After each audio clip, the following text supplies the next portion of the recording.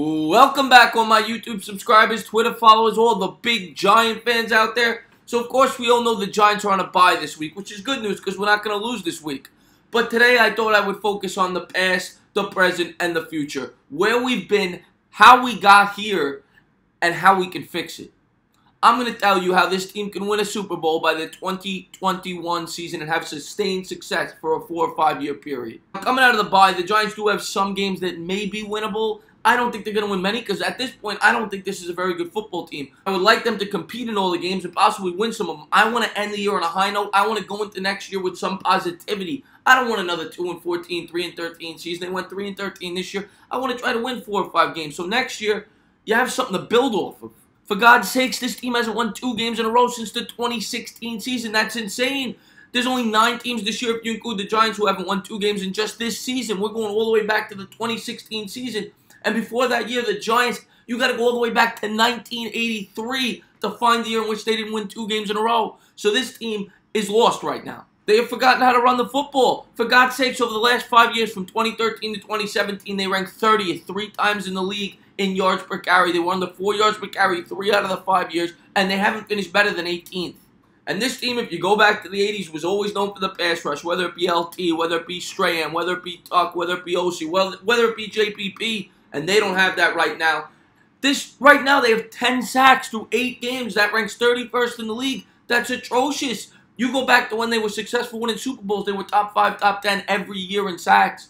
So that's why they are where they are. Yes, of course, Eli Manning is an age quarterback, and he is finished, and we all know he needs to be replaced. But there's a lot more problems, and I'm going to tell you how we can fix it. Now, the Giants, we all know, are in cap hell next year. Their top 12 paid players for next season make $137 million of the projected $177 million. And that doesn't include all the rookies you got to bring in and, the lower paid players on the team. So they're not going to have a lot of cap flexibility. Now, of course, you could try to trade Jenkins. You could try to trade Vernon. You could try to trade Ogletree. You could cut Eli. That would save you some money. But in my opinion, next offseason, I would not sign any big deals. I would sign guys to cost-effective contracts, and I would wait until the 2020 offseason when Jenkins is off the books, when Eli is off the books. I would wait 2 more full seasons until I start spending big money in free agency. I think you have to focus on the draft for the next 2 years. You need to get back to your roots. You need to find pass rushers. You need to find pass protection in the offensive line, and you need to find your quarterback. Now, unless the Giants hit the lottery with Loletta, which I don't expect, maybe we will. You never know. But if we do not, you have to find your quarterback in either the 2019 or 2020 draft. The one name you keep hearing as a Giant fan in the 2019 draft is Justin Herbert. And he may be the answer. And if the Giants feel he is, you have to go out and you have to draft him. But if not, you wait until the 2020 year when you can take Jake Fromm or Tua from Alabama. Those are the 3 names you have to be focused on as a Giant fan. You could sign Bridgewater this offseason. He is still relatively young, and maybe he becomes the answer. But I doubt it. He is injury-prone, and he's due to get another injury, especially with this offensive line. So I don't expect him to be the long-term answer. I think you have to find your quarterback through the draft. So this year, in the first round, the Giants are going to have a high pick, and it has to be one of 3 positions. It has to be offensive line, a pass rusher, or a quarterback. Now, if you don't feel Herbert is the answer, I have no problem with that. You wait until 2020, you get one of the 2 quarterbacks I mentioned previously. Now, if you don't feel Herbert's the answer, you either have to take Bosa, who's a generational pass rusher, who could change this defense on a dime, or you have to focus on the O-line. The 2 names that come to mind are Little, the tackle, and Jonah Williams. One of those 4 guys have to be the Giants' first-round pick. And in the later rounds, you have to focus on both sides of the football on the line. You have to focus on the D-line and the O-line. You have to get the hog mollies. And I would not sign any more big free agents on the offensive line. We spent enough on Nate Solder. It's not about aged veterans. We got to get young, hungry puppies who want to grow together. Add to Will Hernandez. Get a couple of young, hungry puppies this year in the draft and the year after.